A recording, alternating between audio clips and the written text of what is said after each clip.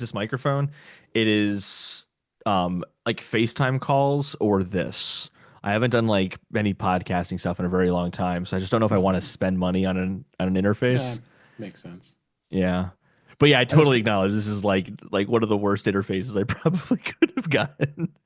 I used to have, I think I still have it, their iRig microphone, Oh, yeah, I didn't know they had one. the actual microphone that they used to Yeah. sell. Oh, I do remember this. Yes, it had an Yeah, it adapter was for it the was iPad as dreadful. well. It was Anyway, dreadful. Yeah. Terrible we're all on microphone. YouTube. We're on I mean, it YouTube. worked.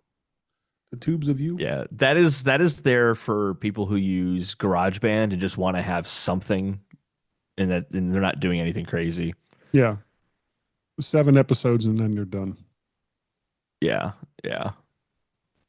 But I'll say this mic has held up so well for me. Oh yeah, that's a fantastic This microphone. this mic is Yeah. new for me. This is the Shure Shure? SM7B. Yeah, it sounds God, fantastic. great price too. I got 2 of these. I got two of these for $320. Holy shit, that's a good. I think this was like a little over 200, I think. This is normally Yeah. 400 for one. Wow, wow. Yeah, it makes a big Okay. difference. Already lost the link. That's what happened. I sent them the right link. Marty, and does he have the Yum in the back? Is that the one he has, or is it the iPods? Yeah, that's Yeah, him. he's got the Yum. Yeah. Let's copy that. Send this to him. So what Jeff couldn't make it tonight? Yeah, he's out. Yeah. Yeah, he was late last time too. No, he's got some stuff going on. Yeah. Family stuff. Yeah. I was gonna I ask know him if he's he taking pre-ordered care a of his, Switch too. Har parents. har har. He was thinking about it. All right, Marty Yeah, but should be they here in a delayed the second. pre-order though because of all the I heard tariff stuff. I'm reading that they have the they shipped some stock to the U.S. before all that crap happened. This show I'm not even gonna talk about any of this stuff that's going on with that because it's Oh yeah, no, I figured Number it one, just- it changes like avoid a politics. practically Yeah. every it friggin' involves day. politics. I really don't like to do politics on this show. Yeah, no, I totally understand. Yeah, 100%. This is new too. I got this is the Rodecaster Duo. Right, is it a divisive time? Is it tough with politics nowadays? Yeah, it is. This was courtesy of my employer. Well, that didn't have to pay a dime for that bad boy. Hey Marty, Hey, Marty. Hi. How you doing, Holden? Hi, guy. doing well? Hey Marty. There's his yum. I like your haircut. It's very clean. Oh, I didn't get any sleep last night, so I'm probably zombified Oh, your right now. haircut's not that bad that you Oh, couldn't no. get sleep. I'm sorry. No. That was funny. Zombified. One of those nights where you lay down and you can actually hear your heart beating through your ears. Mm-hmm. It's like, okay, I think I'll get up and work because I'm not going to sleep. Oh, I know that feeling. I have this like point where I get too tired and then I can't like turn down anxiety. So like I then just can't go to sleep and then it's just this vicious horrible cycle. And then I usually just work on something. Yeah. Yeah. Yeah. I go to, what is it? Oh, okay. I turn on the Hallmark channel and it puts me out right away. That would do it. Yeah. Oh my gosh. great. There was a really funny satirical news article and it was like Hallmark invests in entire new plot line. Yeah. Oh my gosh. Out by 2027. Yeah. And it's not Oh my it gosh. doesn't involve Christmas somehow. It's New Year's this time. You're gonna go through. No, the- actually, the whole- my wife and I all do the sign up holidays. for Hallmark for a month of Christmas, just so we can make fun of the movies. I mean, we watch them for all the wrong reasons. Oh no, Let me it's guess. great No, watching there's- bad movies. No, it's okay. There is no right reason to watch a Hallmark. There's a whole podcast of like 3 guys that they watch all the and it goes on now that Christmas season is gone, they're like into Lifetime movies. But that's all they do is like That's watch awesome. trashy. I don't No, want what to you say need to do trashy. is start watching Toho movies and doing a podcast on those. Have you guys ever seen The Room? Oh my Check, God. check, Oh yeah. check, check, My son Peter and his check, friends check, check, check, check, check. went through like an entire phase in high school where all they talked about was the Check, room. check, and they kept check. trying to get me to sit down to watch this. Did you? And I would watch like 10 minutes of it. It was like, no. No.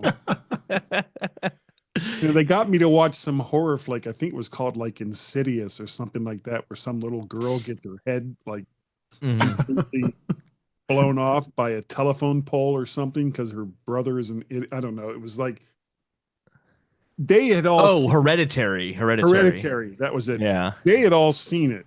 And Yeah. so they weren't really watching the movie. They were watching me to get my reaction. Yeah. And that's a scary movie. It is. When the scene happened with the little girl, it was like, Jesus Christ, I can't believe that they comes out of nowhere. Yeah. And then the scene where the person is like, they're just standing there and you can see someone in the background crawling on the ceiling and stuff. It was like, okay. And I mean, I watched it all the way through. I still have no idea what it was about.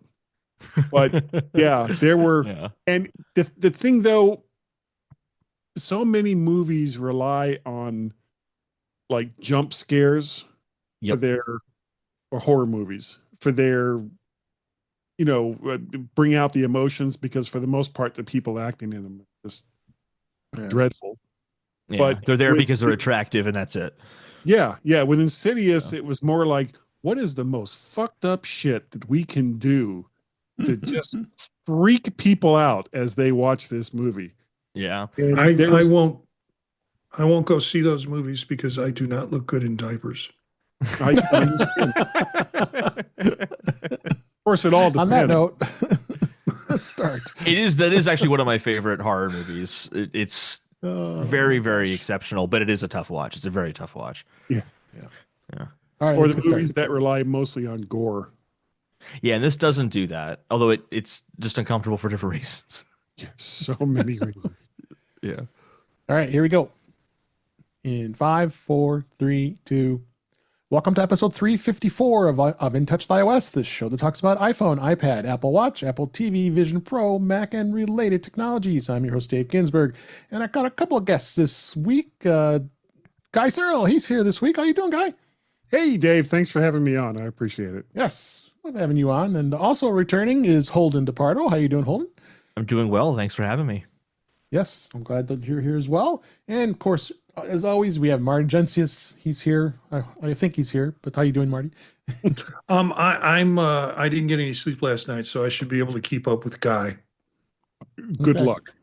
Good luck with that. But yeah, it's all hereditary. So we've got some good stuff to talk about this week. Vision Pro, as we always do. Some updates coming. Hit some Mac things, and I got a couple good topics this week. So let's just go ahead and get started. We start off with the Vision Pro this week. A couple cool things that were released. One of them, if you're a baseball fan, Apple did release an immersive documentary from Yankee Dodger games. It was called the VIP Yankee Stadium. This was a sports related, as I said. It was an immersive video production that Apple Vision Pro headsets got this past Friday. 18-minute documentary chronicling the matchup between the Yankees and Dodgers in 2024. It was done in collaboration with the teams and MLB, of course. The video was called VIP Yankee Stadium. Followed the fans, the players, the stadium, the staff, and it was like a game days during one of the regular season games, and then the World Series. Since both those teams played the World Series, and as we know, the Dodgers won the World Series, and then they showed that. So this is a real cool video. Did you get a chance to see it, Marty? Yeah, I like immersive videos, but I'm always concerned that I'll get a little sick. And in this case, because of the movement and because of the dimensional stuff. In this case, I did get a little sick, but it had nothing to do with the movement. It was because I had to watch the Yankees and the Dodgers. That was the one I would agree with you on that, because I'll say I hate both those teams. But being a Cubs fan, of course, as well as you are, so yeah, it was tough to watch. But hey, it's Yankee Stadium. There's history. They've won 28 World Series and over their history and the whole thing. History. It's listed as episode 1, which makes me wonder, is there going to be an episode 2? And it might be maybe another ballpark, which I think would be very cool. I would love it. Ebbets Field. Yeah. Ebbets Field. A little past your time there, buddy. Yeah, well, no, but my father was a huge Brooklyn Dodgers Brooklyn fan. Dodgers fan Up in Brooklyn. Yeah, And when they moved out to LA, it broke his heart. everybody, I think. But he hated the Yankees with a passion, with a burning passion. A lot of people like that. Yeah. So no, they had some amazing perspectives. There was one perspective where the camera went right down to the field, and you just like, whoa! Like I felt like I was standing on the field. It was just pretty amazing, and it was in the stands, and you got to, you really got some good immersive feeling that you almost felt like you were at the ballpark. So, go ahead. So I don't have a Vision Pro, but I'm curious. I see in the article here it says it's 8K. Are most of these 8K? Because that's been a big hindrance for me watching some of this content. Is it's always a little blurry or something like that. But 8K, it's got to be really sharp. What does that look like? It's amazing. I mean, it's just, it's incredible. It's like, I guess that's all I really could say. It's pretty amazing. It's sharp though. Like it's not like it does work. Yeah. Okay. Yeah, that's cool. I wonder when they'll actually do live games regularly, where they just some company buys out seats. Yeah, they just buy out some seats at these different stadiums and just put cameras there. And then right now, MLB TV does work on Vision Pro. I'm assuming you've tried it, Marty. I mean, it's not 8K, but you get still a pretty amazing experience. And it's like watching, the games. And Marty is lucky enough he can watch the Cubs games where he lives, but we can't. But I'm hoping, like in Chicago, the Marquee Sports Network, I hope they start releasing things on the Vision Pro too. But yeah, it's a good experience, but it's nowhere near what the immersive videos are. And there's a ton of them that we've been talking about. Mm-hmm. Yeah, I see some possibilities. I'm sorry, Guy. Oh no, I was just going to say the UFL has been experimenting with built-in cameras on the players' uniforms, like right between the numbers. And I don't know how much farther they're going to go with that, or if they're going to use it for anything other than, wow, look, here's the guy running around on the field, which is what they've done. Well, because they've also used drones, and if you ever watch any of the games, every once in a while you'll just see this little black thing zooming across the field, because they've probably got an army of them. And it's an interesting concept, but I find most of the drone footage, or the footage from the players' perspectives, to be too jarring to really make out anything that I guess that they're trying. It's more of a gimmick than anything else. Yeah, I can see drones being useful depending on the angle, but the chest one just seems like it'd be really disorienting and hard to watch. Yeah, especially if you're a running back or something like that, and you're just getting hit, and all you see is just. I was like, if I want to see a play, I want to see the play and all the factors around the play, not just that one player running straight, and that's all I can really see. Not that I watch sports too often, but I can imagine. With Apple having their deal with MLB on Friday nights, they have the opportunity to kind of, and if you watch an MLB game on Friday night with Apple, you get a different visual experience than what you would get if you were watching it standard on television or streamed through MLB. So I think Apple has the opportunity, if they can get the agreement of the parks, to be able to put some more cameras in different places. And maybe we're not going to get live stream because of the bandwidth, although there's been some discussion about cameras that can do that with a compression that's really pretty good. But the fact that they are able to kind of produce it from an Apple visual point of view means it could be a very much more interesting game to watch. And I know David doesn't like the announcers on the Friday night games, but I still see it as a really different visual experience, and particularly if you have a Vision Pro headset on.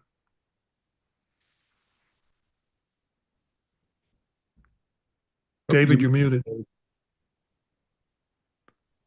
Yes, I am. Sorry. On your own show. You've muted my own show. I muted myself. On your own okay, show. All right.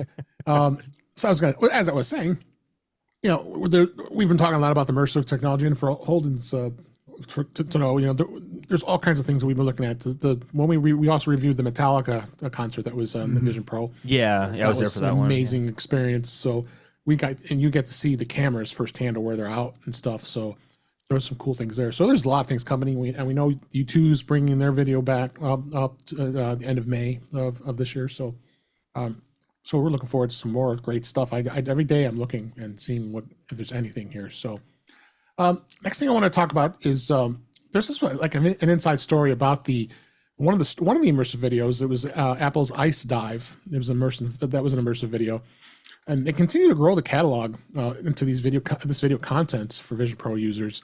And this was a guy that was actually on a podcast, Voices of VR podcast, that Kent Bai was joined by Ant Williams, a freediving athlete featured in the Ice Dive episode.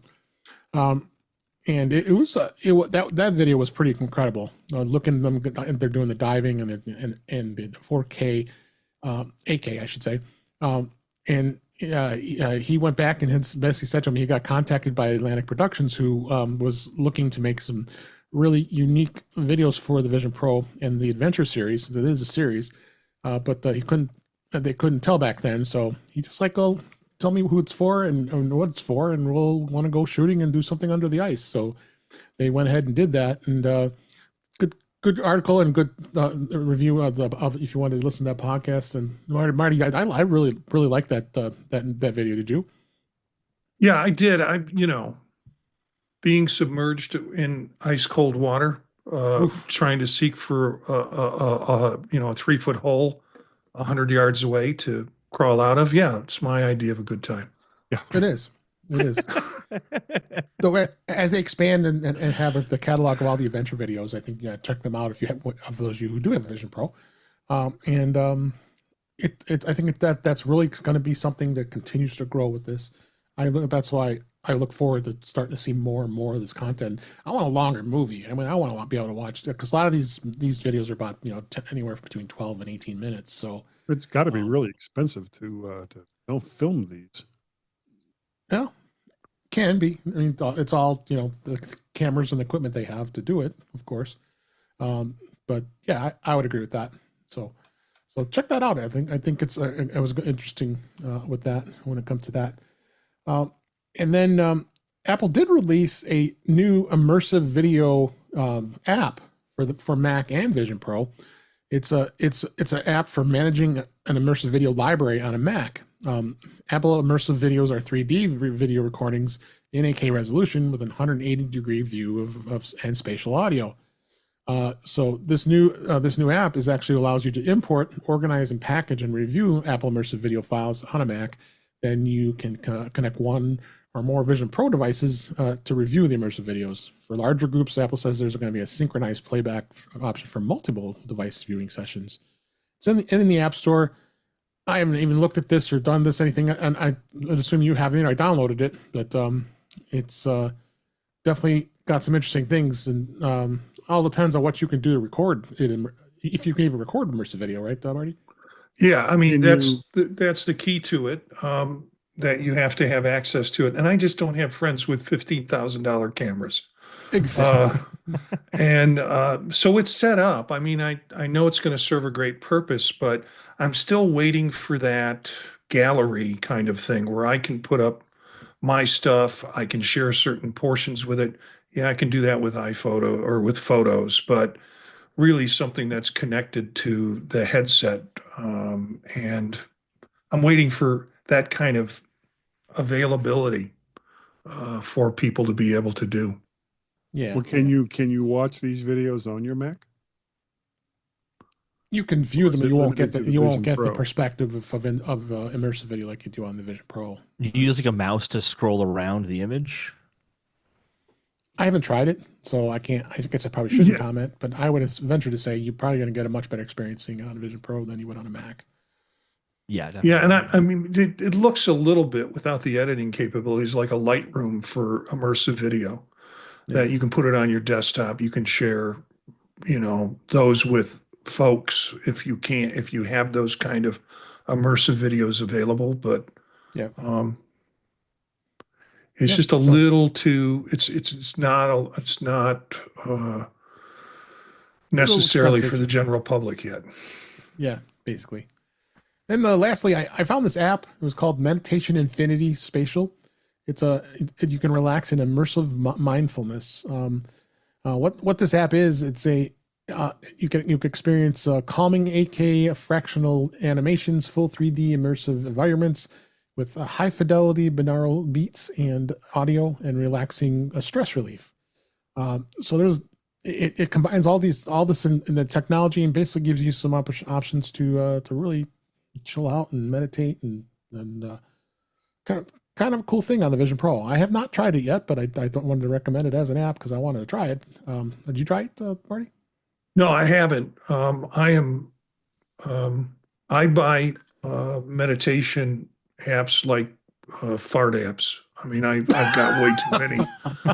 I've got way too many meditation apps for what they do. And this looks interesting. It kind of looks like it's got a screen that you can put within an immersive environment. So you can be in an ice cave and you can have a screen up that has a pattern moving kind of fractal image. And that's your meditation. So are we talking about meditation or farting? No meditation. Okay. I'm not farting. The app is doing it. Okay. Yeah, exactly. That might be a short right there. Yeah, I don't think I would like that immersive experience. Yeah. Not in that. Yeah, okay, let's move on. It'd be a 4D experience with the smells and everything. Mellovision. Okay. Yeah. Moving on. So beta this week, iOS 18.5 beta 1 still continues. There's not been an update. We talked about that last week. If you want to hear about it, there really isn't much else to say other than it's being beta tested right now, and you'll probably see some updates pretty soon here. As we get closer to WWDC, we've got at least 2 months yet before that's going to happen. So check. So be aware of that. And there is an 18.4.1 is up. An update's coming soon. There's been Apple employees that have been testing this for iPhones, and you can. There have been a reliable indicator saying that there is an upcoming iOS version. It'll just be a minor update, I'm sure, and there is no developer or public betas for minor updates like this. So be aware of that. It's probably going to be out soon, and then of course, we can anticipate iOS 19 beta will probably be released, as we always know, during the keynote on June 9th for WWDC 2025. So, anybody have anything to add to that? I'm just amazed that these are predictions, in the sense that, who would have thought? Yeah, but still, you know what? They're probably going to come out with a new iPhone. I'm going to predict they're probably going to come up with a new iPhone sometime in the fall. So it's possible. Yeah, I mean, it's just kind of logical deduction. Yeah. September. Call me crazy. September. You're crazy. Possible. You are crazy. That's another story. All right. So that's that. Let's go on, move on to a little bit of In Touch with Mac this week. I found this interesting little service that's out there, that the ability to be able to get a Mac with this affordable upgrade program, and you don't have to pay for it up front here. So, buying a Mac can be a very costly affair. The cheapest model would probably run you anywhere for $900 to $1,000. That's a MacBook Air. And prices go up quickly depending on what you want to do. So now for a while, they've had the iPhone upgrade program, which I've been part of since day one, and I do it every year. And then you just pay a monthly fee and for the new iPhone with the option to replace it, or you can keep it. Sadly, this has never been extended to Macs, so this company Upgraded has come up with a new innovative way to help those who want to buy a Mac and not want to have to put all this money down to do it. The idea is that it's basically a Mac upgrade program. You select the Mac you want to buy. Whether it be a MacBook Air M4 or a MacBook Pro M4. You put together the preferred configuration, and when you're done, it'll show you what the monthly payments are across 36 months. So example was an M4 MacBook Air would cost you $33 a month, where a MacBook Pro would cost M4 would be $52 a month. And they include Apple Care, which is standardized for all the upgrades. And of course, you have to have really good credit to get this with no interest at all. But they said some of the lower scores probably would pay a variable rate. So you do have to have you have to have some good credit with this. So, but I put together some of the ones I wanted to see what the costs are, because basically it uses a premier partner to do this. And in this case, it's called Gator Tech, TEC. And I went in and you click it, and they really have this site It looks a lot designed like the way the Apple site looks like, honestly. So you can go through and you can get any of the models, and you can upgrade them just like you do. Of course, the monthly price is going to get higher and higher. So I think it's kind of cool, honestly. I think having the ability to do this and wanting to, and I believe I think it's after 12 months. I have to see what it was that you could trade it in and then 24. Is it 24 months? 24 months. 24. Okay. Yeah. Which is solid for a Mac. Which is solid, yeah, because that's generally what you're going to want to keep a Mac for at least 2 years. That's right. It was 2 years. Yeah. So after 2 years, you can just, if you decide you want to keep paying for it, you can up to 36 months. Then of course you own it, or you can trade it in and you get the trade-in value back, and then you put that towards. Well, actually, it's just like the iPhone trade-in program. You just trade it in, and then you start over and do it again. So, what do you think, Holt, on this?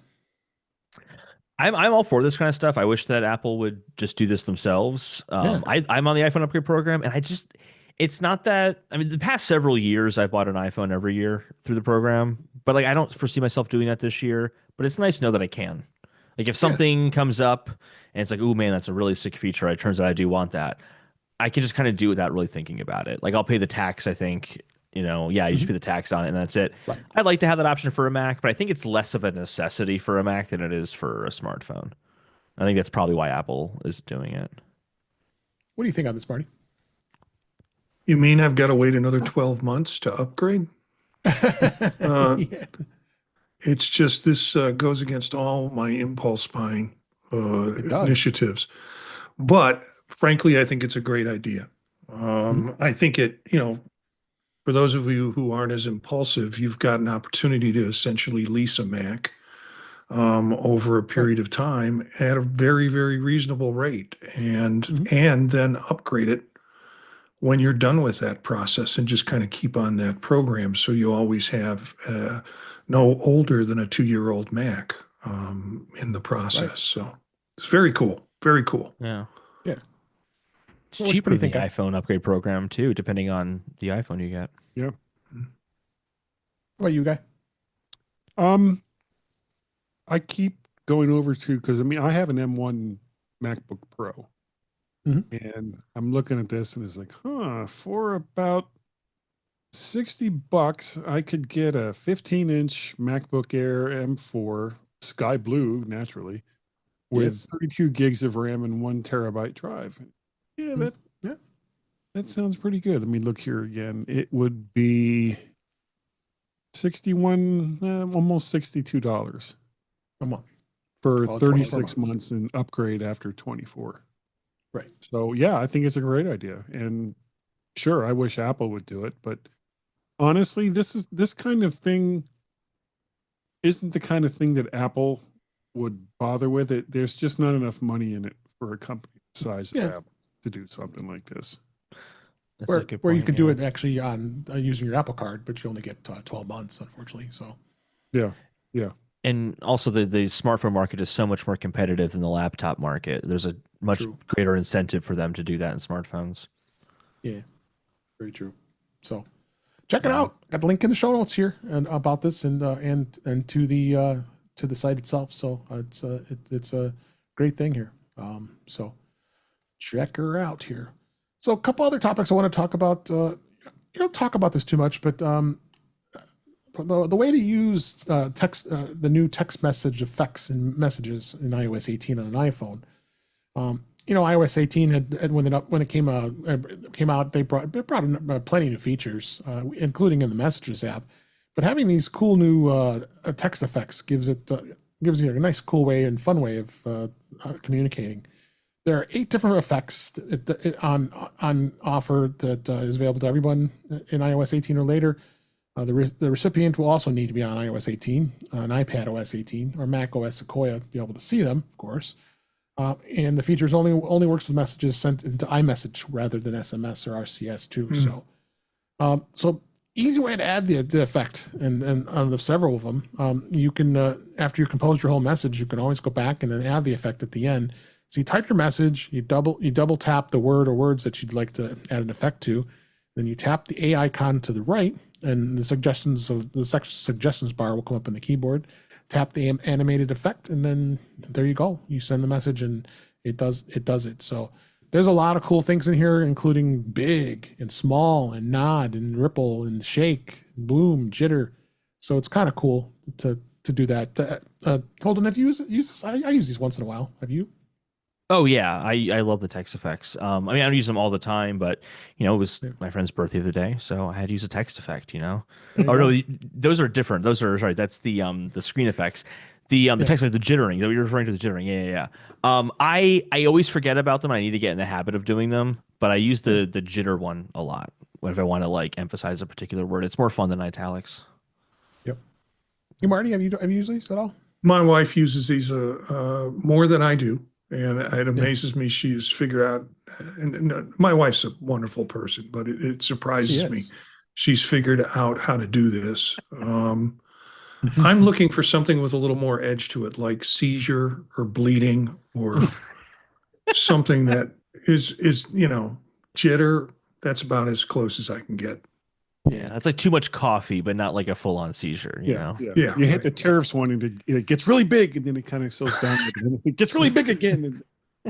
And then the person that you send it to can actually put their own tariffs on it, and it gets bigger or smaller. Yeah. But in China, they're on the always show. Don't big. say tariffs. How about you, Guy? Have you used these at all? Yeah, every once in a while. I usually forget that it's there until I somehow manage to accidentally hit it, and it's like, ooh, I could do this. And then I look at it, it's a message to my boss. No, I probably shouldn't. Yeah, I probably shouldn't do your boss. Yeah. But I do find I'll get it done. Whenever I'm it comes shaking. up. Yeah. It's I'm fine, boss. Thank you for calling. Do it now. So yeah. Usually if I'm talking to like somebody in the family and it comes up, I'll hit it. But typically it comes up at inappropriate times, which I'm just gonna stop right there.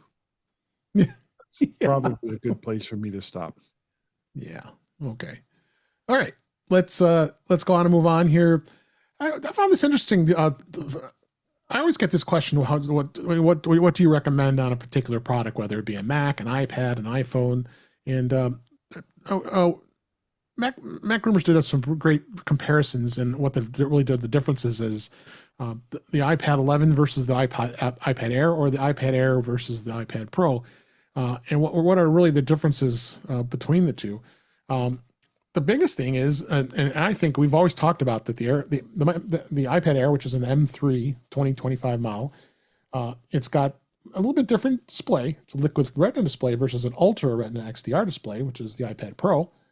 And but it does have the same sizes, 11-inch and 13-inch, and M3 versus M4. It's got some upgrades with the memory. It's going to be faster on the Pro, and you're going to see that. The one thing it doesn't have, the Air, is the Face ID. It's a Touch ID, which is still around, surprisingly, and a number of other things that the Pro has versus the Air. Now, the Air with microphones. Have smart keyboards, though. You do have smart keyboards for both, and so you can get those. But pricing is different. It starts at $599 versus $999 on the Pro, on the Air. I mean the Pro, excuse me. And then storage, it starts at 128 on the Air, which starts at 256 on the Pro. And limited colors on the Pro. You either get space black or silver. Whereas the Air gives you a number of other colors, including space gray. I thought space gray is supposed to be gone. It hasn't gone yet, but starlight, purple, and blue. So how do I recommend this? And for Guy, we'll talk about microphones. You only get 2 microphones in the Air, whereas there's 4 studio quality microphones in the Pro. So I'm done. And it does work really well. So and it has audio, zoom, and stereo recording too. So the Pro has a lot of things, but is that important to you? That's the thing.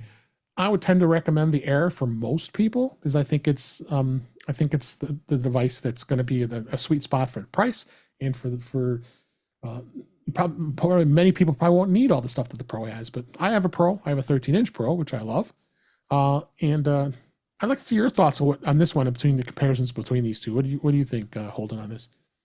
So I have an iPad Pro, but I have the M2 version, Which is still 11 perfectly good. inch. Oh yeah, there's no. I really want the thinner design, but it's not worth upgrading for Yeah. that. So I went for the Pro because I wanted Pro Motion and I wanted Yeah.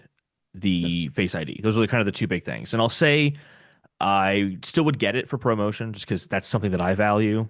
But Face ID on iPad is not nearly as seamless as it is on iPhone. I Yeah. very, very frequently, I mean, my iPad is basically a notebook, and I use it all day long at work.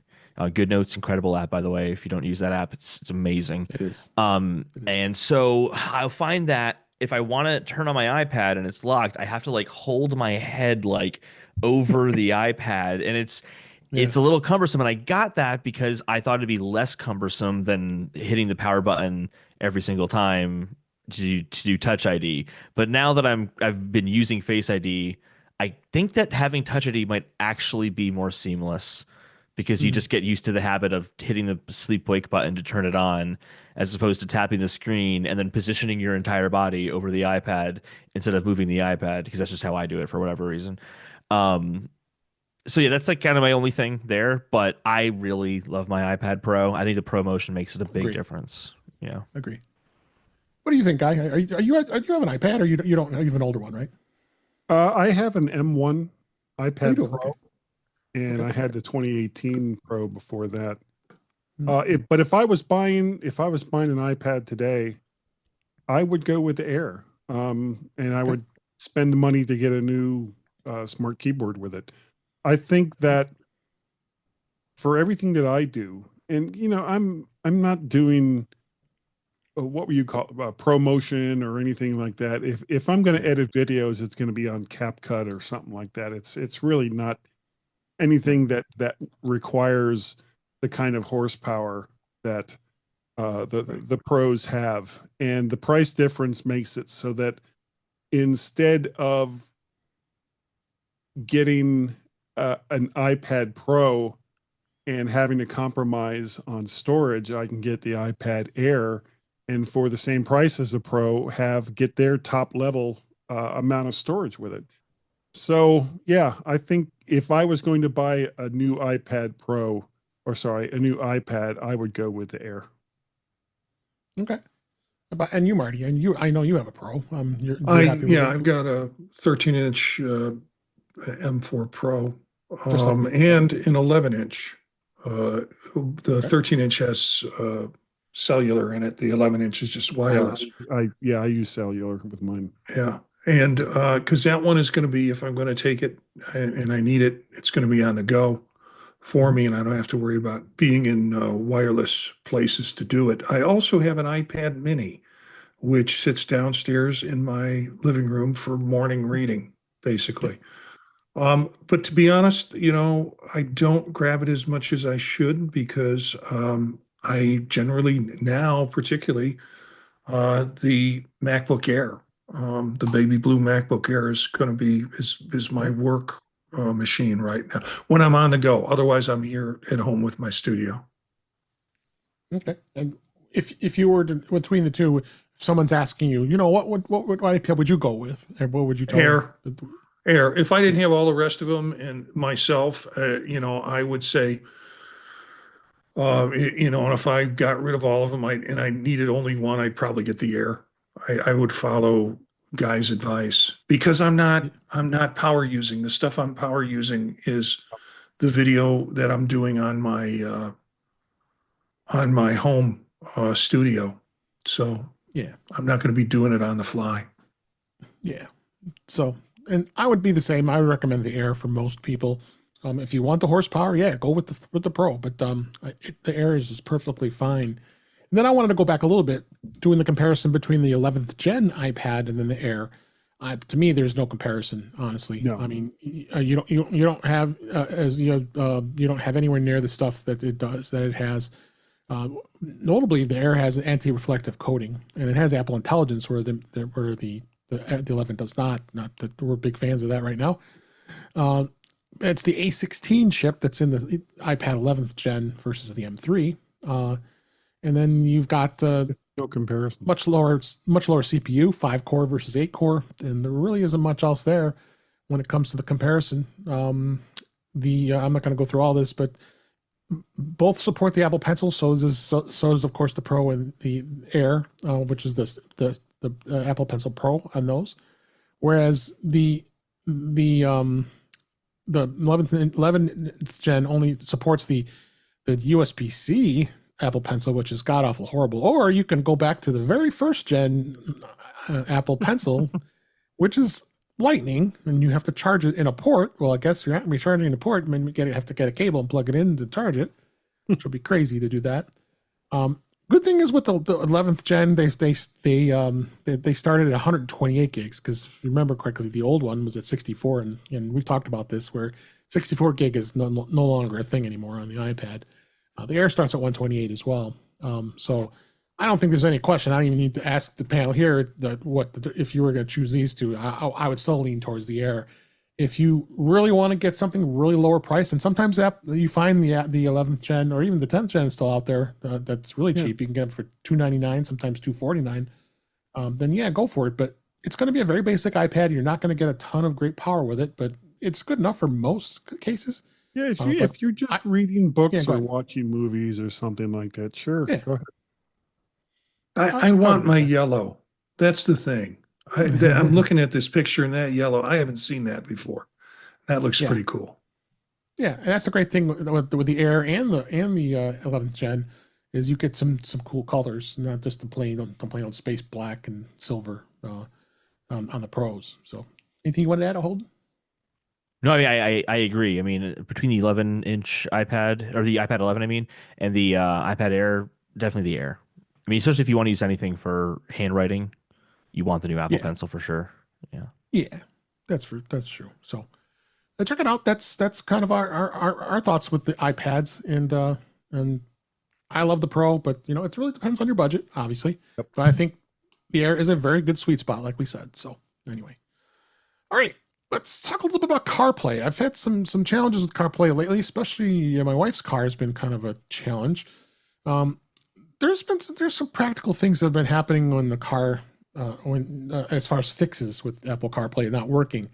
Sometimes the simple steps can just fix it. But before going into any troubleshooting, I mean, the first logical thing is to do a restart of your iPhone and your car. Of course, you just turn your car off and let the radio go off, but not while you're on the interstate, please. Not on the interstate. No, you should be doing that in the driveway at your house here. So, and then shut it off. Wait 30 seconds. The other thing you can do is checking if it's wired with the cable. Maybe the cable's poor. You're using a poor cable, or with wireless, and also verify the compatibility. Apple does have official CarPlay vehicle lists to confirm that your car is compatible. If it's not listed, you got to check with your manufacturer. And it has a long list of cars here, and I know my car is listed because I am using it because it does work wired. I'm using one of those wireless adapters, which has been great. I've been loving it, so I was able to retrofit so it's wireless. So my wife has a new Jeep, and that's got the newest technology with the phone, with the car radio, and it can be troublesome. It's been blanking out. Sometimes calls were dropping when it's connected, and it's all connected to CarPlay. So there's a known bug, and I've got a link here in the show notes. There's a potential bug with 18.4 when it was upgraded that was causing the iPhone to just all of a sudden just go blank, and then it comes back, causing some bugs with CarPlay. So, because of course CarPlay is upgraded too when it goes along with it. So I've got a link here in the show notes if there's a potential bug. Yeah. So, do you have any thoughts on this, Holden? I haven't had any of those specific issues happen. What happens to me all the time is there needs to be the thing that Apple can do to fix this is when I make a phone call on CarPlay, for some reason it'll think to connect to the AirPods in my pocket in the case, but not to the CarPlay that I've currently connected and use Siri on to make and start the phone call. I don't understand. There needs to be some sort of like override that just says if CarPlay is connected, default to the car, not the AirPods that are in a case. But I don't think that's related to 18.4. Yeah. No, this is something different. I think that's going on with 18.4. That Yeah. But I haven't, I guess I'm saying I haven't had any of these other issues. It's been, pretty seamless. I've never had any CarPlay issues really.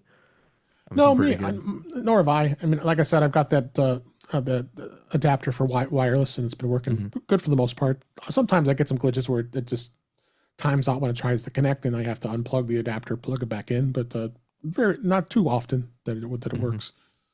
Guy, you have anything to add on this?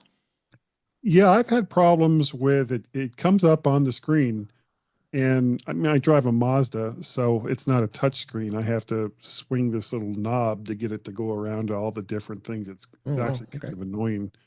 But all of a sudden, that'll stop working, and I have to unplug the phone and plug it back in again in order to get it to start to work. Now, I mean, if I was listening to music or a book or a podcast, when I plug it in, I can hear that. But if it's one of those things where it's like, oh, okay, I was listening to, this song, but I want to go on to the next song, even the controls on the car won't work. The screen is completely frozen as far as being able to control it. So I have to unplug it and plug it back in again. Yeah. And that's relatively new. That started with like 18.2, 18.3 for me. How about you, Marty? Have you been experiencing any problems with yours? The only problem I experience with CarPlay is after my son borrows my car for a couple of days. No, Dad, I didn't touch the settings. Yeah. Actually, I haven't had any problems with it, and I used to, but then David, you turned me on to this really good little adapter. Yeah. And it is absolutely amazing. It works really well. So the only reason I don't want to get a wireless adapter is I like that my phone charges in the car. Yeah. See, otherwise it sounds great. You just leave your phone in your pocket and you don't even think about it. But I like that 30 minutes of charging in the morning. And actually, I have a 16 Pro Max. It's like the only charging I need to do during the week. Yeah. So. Oh yeah. Yeah. But other than that, I would love wireless. No, yeah. I once I got the wireless, I was very happy because my car's a little older and the head unit doesn't have wireless capabilities. But it worked flawlessly because I was able to plug it into the USB port to get this adapter to work. And for the most part, it simulates it connecting with its own interface that comes up on the screen. And then most of the time it connects. So we're in good shape with that. So let's go ahead and move on here. One other thing I want to mention here is iOS 14. The update. There's been talk about battery drain. I don't know if any of you guys have experienced it. I really haven't for the most part. There's been some reactions of what you can do. Not notably, some of the things you can wait for is waiting a bit. Maybe it's completely normal to see a drop in battery life when you're installing a new OS, and of course, as things work through, I've seen it update itself. Do the normal stuff like the stuff finishing in the background, apps running in the background. Take a look in a view here. We have an article in the show notes here from ZDNet talking about this. Like device setup and updates was taking up 82% of the battery usage. Tweak some settings. You can go through some of these settings and check it. If you don't want to use Apple Intelligence, you can disable it. That could help save some battery life. But overall, I mean, I haven't noticed. I have a 16 Pro Max. So do you, Holden and Marty? And have you noticed anything at all, Marty, at all?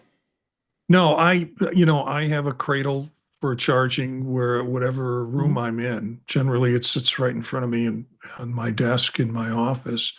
And then when I go to the car, Holden, I have a separate cable to plug it in while I'm driving, although I still have the Bluetooth adapter to connect with CarPlay. So I haven't noticed any problems because mine pretty much sits in a cradle when I'm not using it. Yeah. How about you, Guy? Have you had any battery problems with your iPhone? Not as far as battery life goes. It's been phenomenal.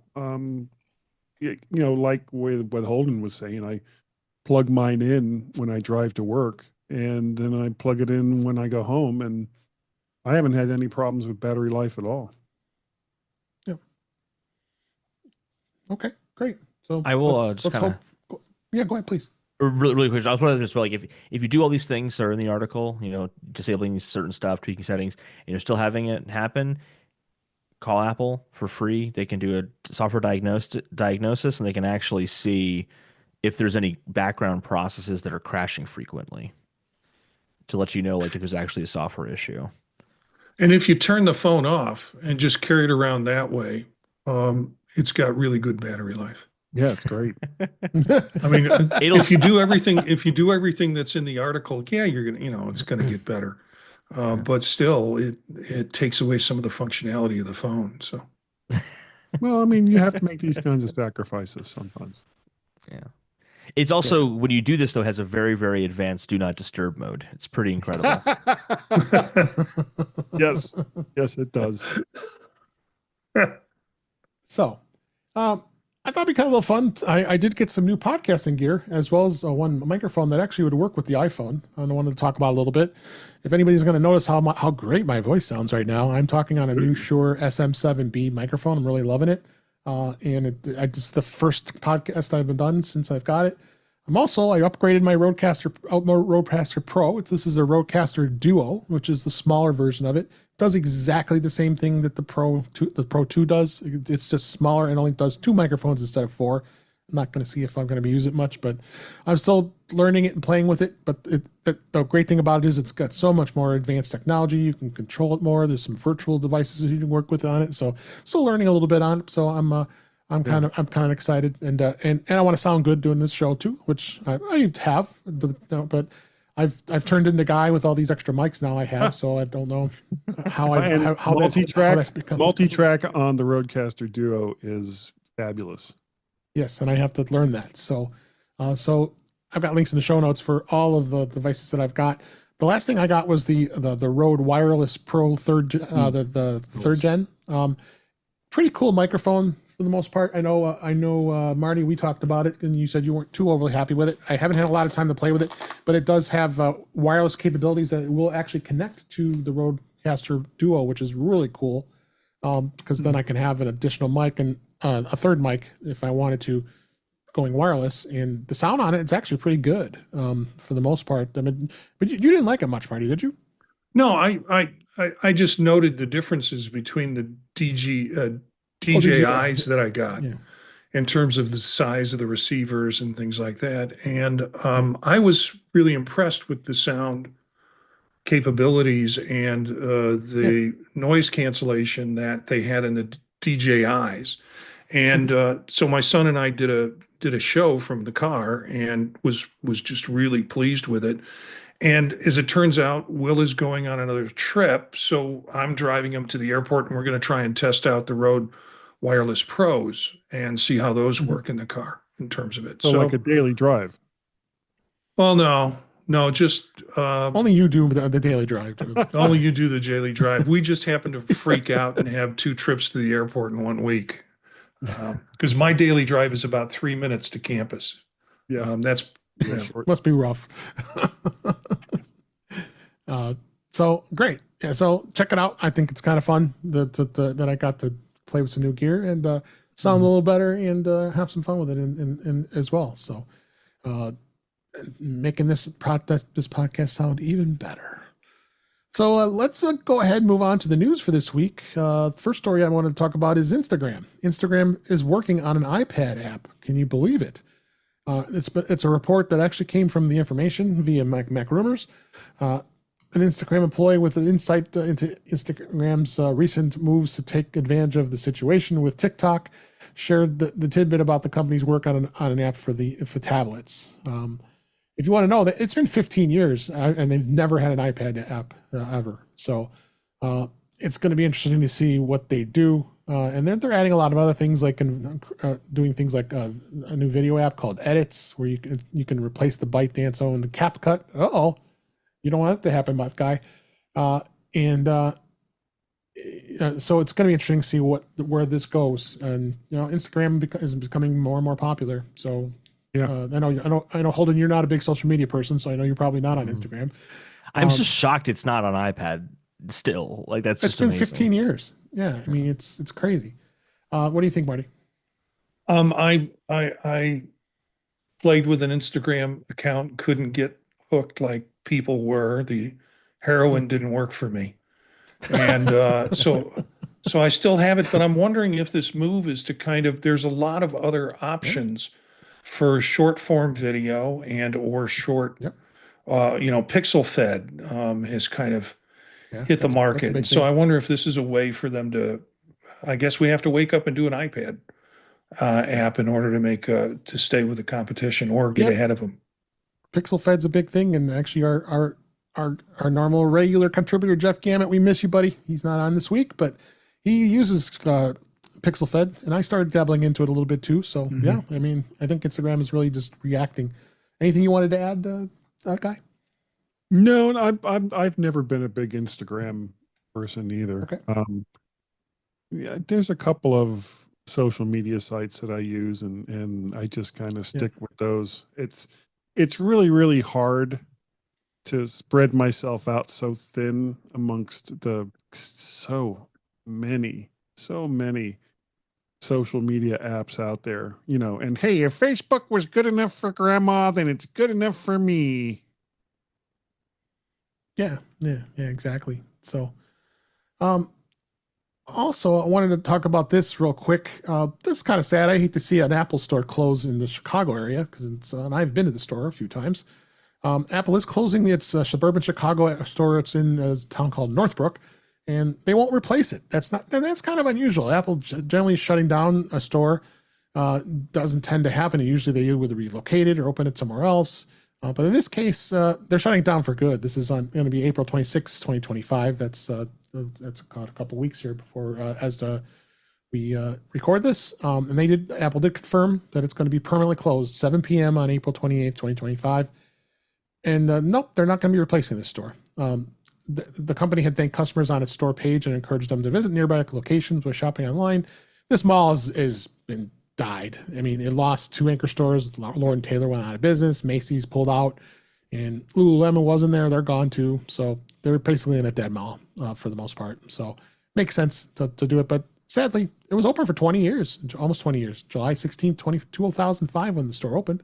And then they moved it to a different location within the mall in 2017. So, but there are 3 locations that are close by to the stores. I've been to all 3. That's Apple or Old Orchard, Apple Deer Park. That's my favorite store, and then Apple Woodfield. And Marty, what do you think of this? It's sad to see, but I've been to Northbrook, and that was I forgot to bring a cable on our trip to Chicago. I guess I need to go to the Northbrook store, which was the closest to where we were at. And and it lives and die. Those stores that are inside malls, they live and die by what goes on with the whole mall. Yeah. Guy, what do you think? Yeah, it's not a surprise. There's a lot of malls in closing, and generally speaking, Apple has made very good decisions on which malls that they put stores in. But of course, they're not prognosticators. So if there's a store that or a mall that is slowly dying, and generally speaking, once a mall starts to die, there's not much you can do to revive it. Then sure, just go ahead and close it. And if there's other stores that are nearby, like here in Northern Virginia, there's, oh my God, you can hardly throw a rock without hitting another Apple store. So, if one of those closes down, then okay, I'll just go to another one. I don't know if the one in Clarendon is still open. I was actually going to check that before we talked about this story. But there's plenty of other ones out there, especially at the in the bigger cities. I'm good with it. It's just like I said. Hopefully, maybe Apple will expand in the future. We don't know. Holden, do you have any thoughts on this? Yeah, I mean, closed stores, malls close sometimes. This is just a natural byproduct of that. So at least it's not them closing because the store itself did bad. I don't think it did, because Northbrook is a pretty affluent community. So I think that was probably one of their motivational reasons. Is the retail really challenged by people just purchasing these products online, especially folks who have had a product before? Is there a need for them to go to the store to see a new product if they can just as easily purchase it online? So, I mean, is retail as a whole contracting? It has its challenges, but I think everybody knows that the experience in an Apple store is amazing. I mean, every time I've gone and done anything at the store, I mean, my last visit, and in fact, I live streamed it on the Mac Show on the British Tech Network. I was on a Friday. I went to when the Mac Mini M4 came out, and I went to the day it was released, and it was a great experience. I brought an old Mac Mini that I had, and I traded it in. It was an M1, and I got the M4, and great experience. I live streamed it right on the show, so it was kind of fun. Yeah, it was one of many amazing experiences I've had with the Apple Store for over the years, and I'm sure all you guys have had that good experience. So, on that note, I also wonder if Apple uses their Apple Care profits to subsidize the retail stores, because even if they're not selling much in the store, they still want those stores to exist for the Genius Bar, because that's just kind of it's invaluable, I think, to have that as an option for customers. Yeah, and there's a lot of word of mouth there as well. Yeah, absolutely. Yeah. Let's I'll also go talk about how you can get Apple TV for $2.99 a month or $3 a month, and even if you already subscribe. So if you've been curious about Apple TV Plus and you missed that free weekend a couple months ago as you record, if you're an existing subscriber and you want to stick around a little longer, the streaming service is offering a can't miss deal, $2.99 a month. It'll be good for 3 months, and when the price will go back to the $9.99 a month after that time. But if you could subscribe the whole period, that's $21 in savings. Current subscribers can take advantage too, but provided you're not billed through a third party like Amazon Prime or a bundle. So that promotion will run until April 24th. So from the day we're recording this is about 14 days from now, 2 weeks. So I mean, Apple TV Plus has some amazing stuff. I would highly recommend getting Apple TV Plus and sticking with it. I'm on the Apple One Apple bundle. So I get a good deal anyway. So I'm doing okay. What do you think on this, Holden? I have Apple One. If I have Apple One, does that matter here? Did you say that? Yeah, it's included with it. Yeah, I don't think so because it's a bundle. It doesn't mention it, but I wouldn't think they'll give that break. I'd be curious. I might try it, see what it does. Yeah, I'm curious too, because that's part of the problem with these deals. I'll see a deal, it's like, oh, Apple Music or whatever Apple News has, and I can't do any of that. So yeah, because of the bundle, right? Yeah, so I generally just kind of overlook a lot of these things, but I mean, if you can get it, it's nice. Yeah. So, Marty, what do you think? Well, Holden, all you have to do is cancel all of your Apple One account, then come up with a new Apple ID and buy individual accounts for the products that you want. But you're probably going to need individual Apple IDs for each one of those products. And then you can get that $2.99 a month on the Apple TV Plus. It sounds very, very viable. I think I'm going to go for it. That's always been and my I'll try challenge. to merge all the Apple IDs together Apple into one as well, and I'll tell you how that goes. Yeah. It's always been a challenge for me with these is it's a deal. How much do I want to mix things up to get to that deal? So I'm on Apple One. Yep, me too. Yeah. All right. Next story. Apple has released an iPhone 16e parts for do-it-yourself repairs. They made this available through their self-service repair store in the US and European countries. There are parts and tools available for repairing an iPhone 16e's display, battery, cameras, back glass, speakers, and more. Apple also allows customers to rent the iPhone toolkit for 7 days. US pricing is $49, and you better return that thing right away, or they're going to charge you some big money. Don't return that thing. So they do have as all the other iPhones, a comprehensive iPhone 16 repair manual on the website, and then you can go through and do the repairs. They've offered this since 2022, the self-service program.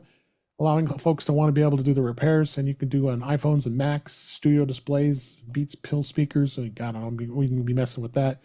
This is not my cup of tea anymore. I really don't want to be messing with this, especially the amount of money you pay for an iPhone. So, would you do this, guy? No, no. And the fact that there's just a single iPhone 16e that they're using for parts, they're going to run out. Well, they're all of them. They're all the iPhones are available for repairs. So you to stay away from this too, right, Holden? Yeah, I just I have Apple. I have the app on the not Apple Care Plus. I have the iPhone. We'll have the iPhone upgrade program, which includes it. Oh, right. Yeah, so it's kind of just like why would I do this? So I can just go to the Apple Store and it's a clean enough process. I'll be without my phone for a few hours. Probably a good thing for me anyway. So and I don't want to risk it, So yeah, and I also totally forget to send the kit back. Knowing me, I'll totally forget to. Cost you $1,500. Yeah. So Marty, I'm assuming you're the same. Yeah, you can make out on the good end of this. But the difficulty is finding a small child that you can pay 25 cents a day to do the repairs on your iPhones for you. Yeah. So they can have tiny fingers. Yeah, I know. Oh, I got meat fingers. I would never think of doing this. I don't understand what the attraction is for people who do it. Yeah. I think there's this thing, and not to get into the video game side of things, but there's this whole thing with physical and digital, and I see it here where it's people just feel like ownership and being able to do things themselves is important, and if they don't have it, then there's some sort of greediness and evil nefariousness that is going on if they can't do that. And I really think they made this program just to appease and just so that they say that they have the option, and most people will never touch this, including the people who advocated for it. Sorry, excuse me. All right, moving on here. This is kind of a PSA here for you. FBI says Apple users need to be aware of a new fraud scheme. The FBI's Philadelphia field office has issued a warning about some new tactics being used by scammers. The goal is to steal your personal information and steal your money. The scam involves scammers using email and actual phone calls rather than text messages. The crooks will often spoof caller ID information, making it appear as if the call is coming from originating from a legitimate FBI phone number. And then the scam also involves using emails and letterheads and with the FBI seal, even a photo of a current FBI director to trick victims.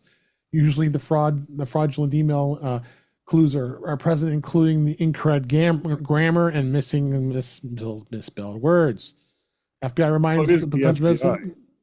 Yeah, this is the FBI. So missing grammar. And I don't think I need to even go on. I mean, this is a good disclaimer. Make sure you are very vigilant of these scams. I mean, we had that tollway scam that was here a couple months ago. My mother just got it yesterday, and she texted me, and she's not one that's very gets panic when she sees, we owe this bill. I said, Mom, no, it's a scam. You can ignore it. Thank you. So same thing with this. You got to be really careful when this stuff comes through. Just like the crap you get in emails and that slips through your spam filter. I got one yesterday. It says, "This is the Geek Squad, and you paid for this. Do you want a refund?" Those kind of things. So it's crazy what these scammers try to do. Bank account, and we'll make sure that money gets right to you. Yeah. Here's a link to any desk, and you can come into my computer. Yeah. Be careful. Watch for these scams. FBI is not going to contact you like that. And I don't think I can need to say anything else. They'll just show up at the door. Yeah, exactly. Yeah. I need you to go. They might know where you are, maybe at all times. Who knows? I need you to go to the 7-Eleven and get these green dot cards and add that money to it, and then mail it to me. Yeah. Well, that's how the government operates, is off of exactly. Well, at least lately, but I'm not going there. Any thoughts on this, guys? Just like I said, be careful, right? Yeah. If you get an email and you're not sure, just look at who it's from, like the actual email address, and it will always be like FBI@gmail.com, and then it's not really the FBI, or some ridiculously long email address. Like, just if you don't recognize it, don't respond. And worst case scenario, just if it's a company, contact Amazon or Bank of America, whatever company it is, just call them. Yeah.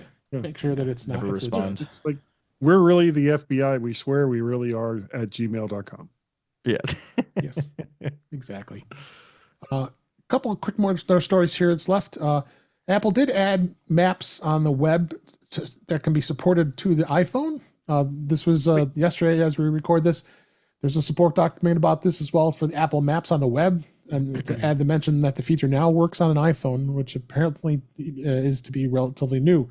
A prior version of the support document listed only Macs, iPads, and PCs that could be compatible with Apple Maps on the web. But now there's a new mobile devices section that also lists both iOS and iPadOS. You go to maps.apple.com, and it also loads on the iPhone rather than just redirecting map URLs to the Apple Maps app. When the Apple Maps on the web feature was launched last year, it was not available on the iPhone. It was only worked on select browsers, but they've expanded it. You also can use it in Edge and Chrome and Firefox on Macs and PCs. So they really expanded that. When they get more people to use Apple Maps. I use Apple Maps all the time. I tend to not want to use Google Maps. I use the app though, right? I agree. Yeah. Especially when you're in your CarPlay, you're not going to be fumbling around. You're going to it's like, okay, well, let me go to my web browser so that I better can pull this up. Yeah, they better make Safari for CarPlay like pronto. Yeah, exactly. I think there's actually Chrome for CarPlay. I wouldn't be surprised. What do you think of this, Marty? They want to know everything about you. Yeah. Absolutely everything. Yeah. Google, I mean. You're muted. I primarily use the app and use it in CarPlay. Sometimes I'm tempted to be pulled over to the G side and try that through CarPlay and through my phone, but it's just easier to stay within the Apple ecosystem. Yeah, I find that out. Oh, Waze is an amazing app for navigation. Yeah, but after about 10 miles, I get tired of that damn dog talking to me. You know, the Cookie Monster. Funny one time. Yeah, not it's funny. The best for avoiding the police. Oh, you missed your right. Roll. I me want cookies. They had Cookie Monster on Waze, so that was fun. Yeah. Anyway, let's move on. Last story here. This is kind of a feel-good story here. Apple has shared a emergency SOS Apple Watch success story. They shared a minute-long video promoting how the emergency SOS feature in the Apple Watch, highlighting the rescue of an Australian man who had been swept out to sea last July of 2024. He was swimming in Byron Bay when No, this is just they're success story. This. It's a success story.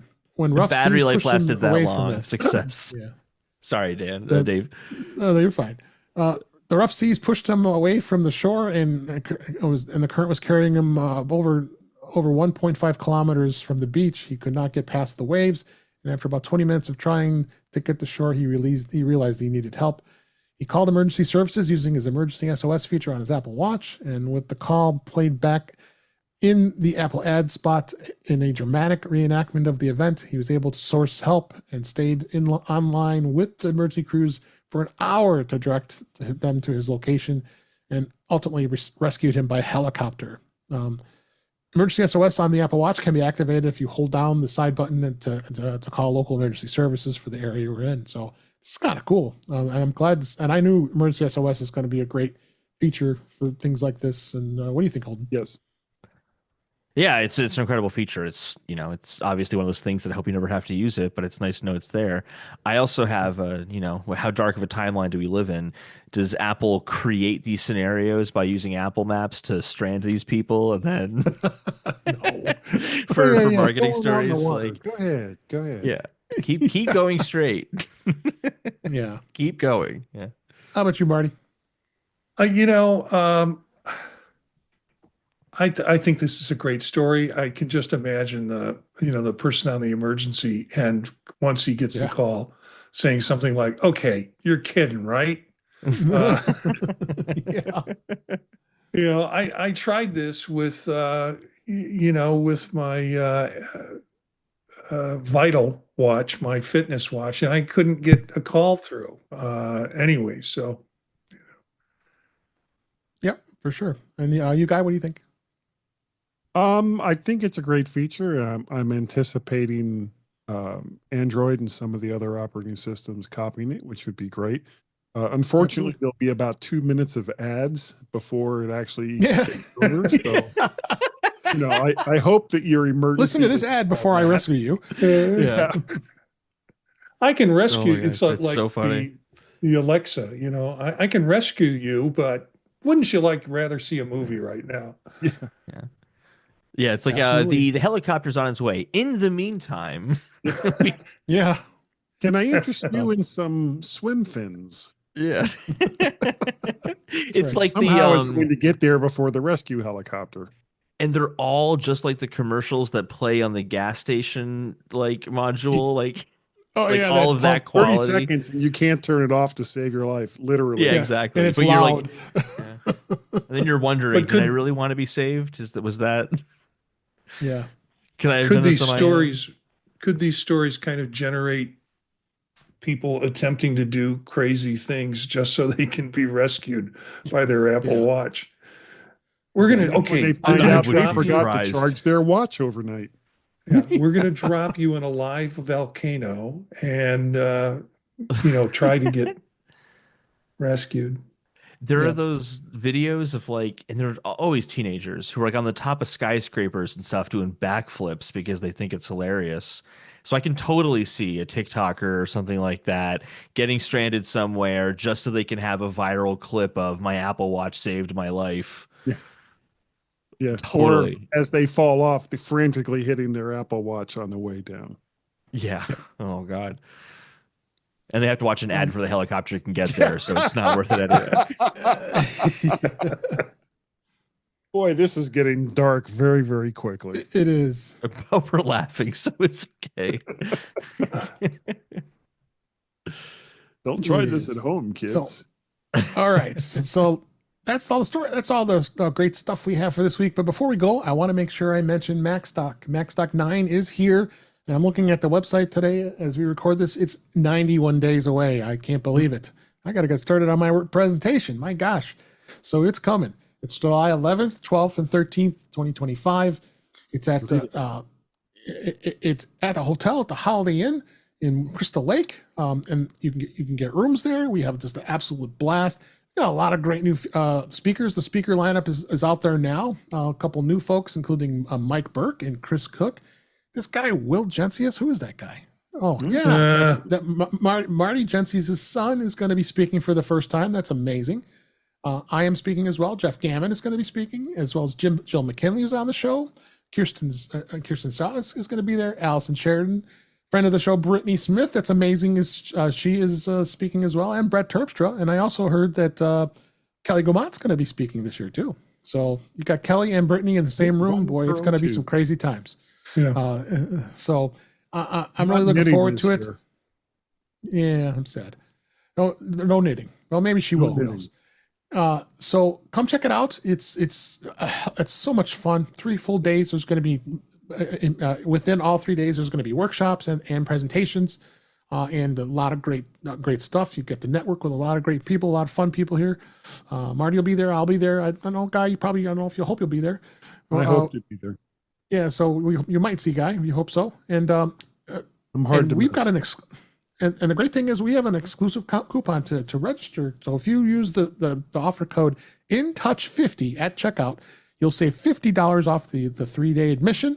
So please go and register. The link is in the show notes, and there's also discounts on the hotel rooms too. What the great thing about is we're in the same hotel as the conference, so you'll have the room right there. We don't have to even leave. We have we had it there last year, and it was an absolute blast.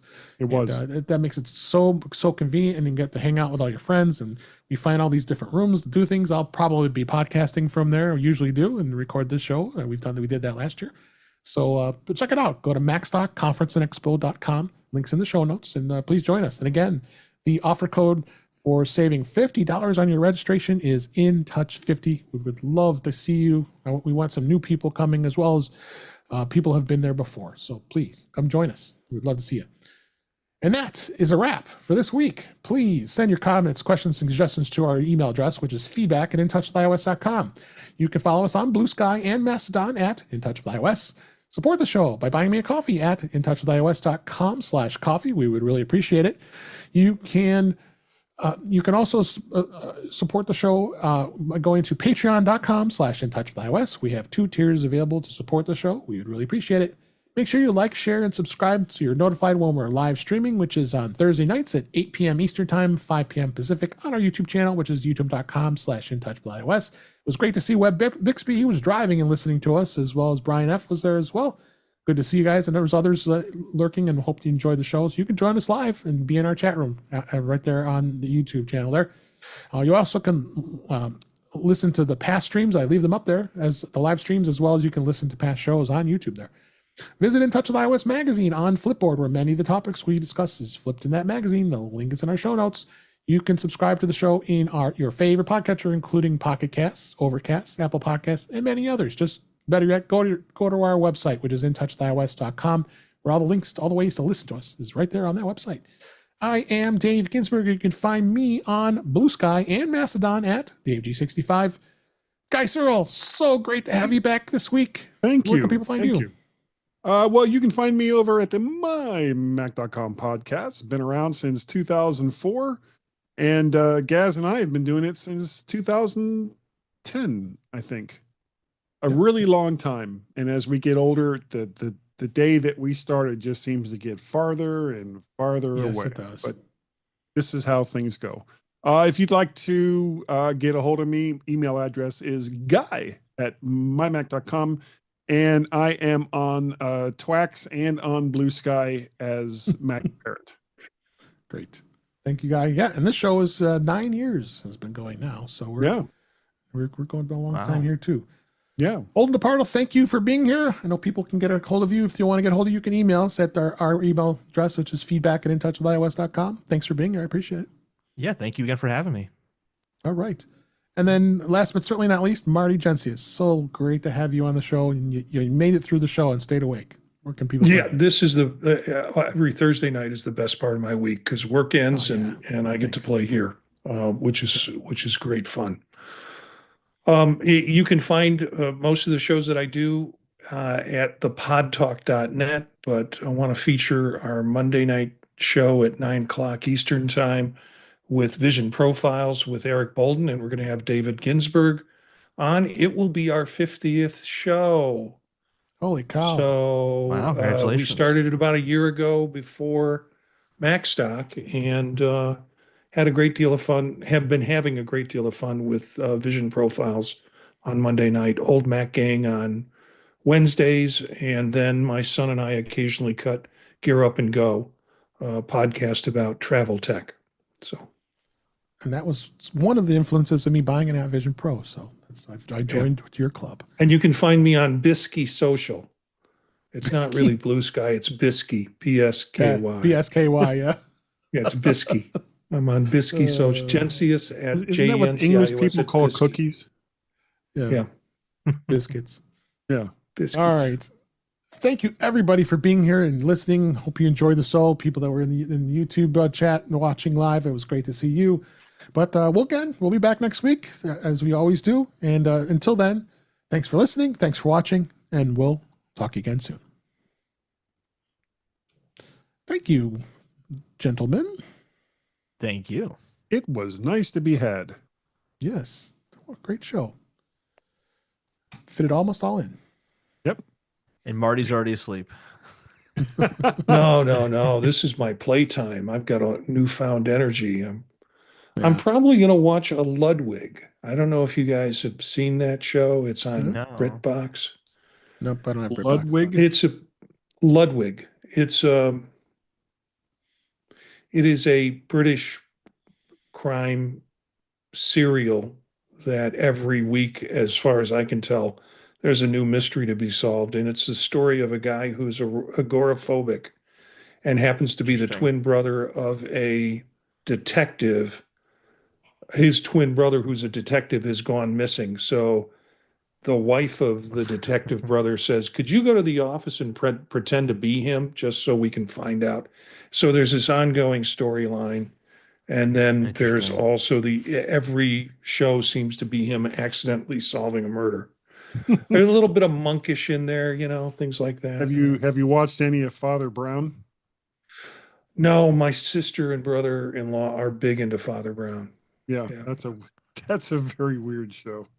Like IT Crowd. I love that show. Oh, Yeah. love Oh, IT that's a good Crowd. one. Yeah, the one guy that's on there, This is Iote, the is internet. Yeah. You What? dropped the internet.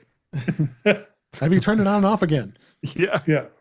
Richard Iote is Yeah, just he's on a phenomenal. bunch of on a bunch of I watch British comedy game shows, basically like the QI. big quiz of 2000, Yeah. the big quiz of 2025, and Richard Iote is on there as a panelist, and his wit funny. is just cutting dry.